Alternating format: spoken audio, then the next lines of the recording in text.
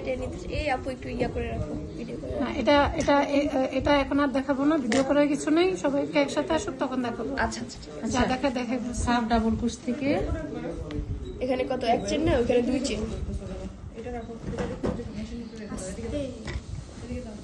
2 chain বাদ দিয়ে এই যে সেম, তারপর হচ্ছে এটা 2 নাম্বার না এটা 3 এটা নাম্বার। বুঝতে পারছো না, আমি সিঙ্গেল ক্রোশ নিব না, এটাকে বলে স্লিপ নট। এই যে এভাবে নিয়ে এটার ভিতরে হ্যাঁ বের করব, এটা দিয়ে ম্যাক্সিমাম আমরা কাজে জোড়া দিই স্লিপ নট, এটাকে বলে স্লিপ নট। আজকে খাতায় একটা জিনিস লেখো স্লিপ নট, জোড়ার জন্য স্লিপ নট ইউজ হয়।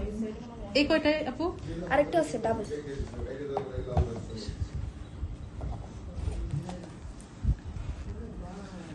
কাজ পারলে Double নিজের কুশ না? মতো ডিজাইন নিজেই তৈরি করে নিতে পারা যায়।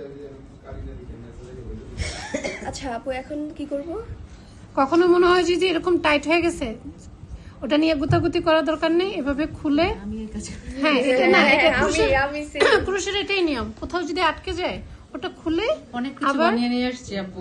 হ্যাঁ না যারা আমার দুইজনের তো আলাদা আলাদা। আচ্ছা আমার যদি মনে করো সাইডে কম হচ্ছে সমস্যা নেই, ওটাকে একটা ম্যানেজ করে সুতার কাজ তো ইজ ম্যানেজেবল, একটা সাইড থেকে নিয়ে হ্যাঁ দিয়ে দিলেই হয়। সুতার কাছে এটা একটা ম্যানেজ করা জানলে শেষ, আমার চেন শেষ। না? হুম। এখন এটাকে আমি এই যে দেখছেন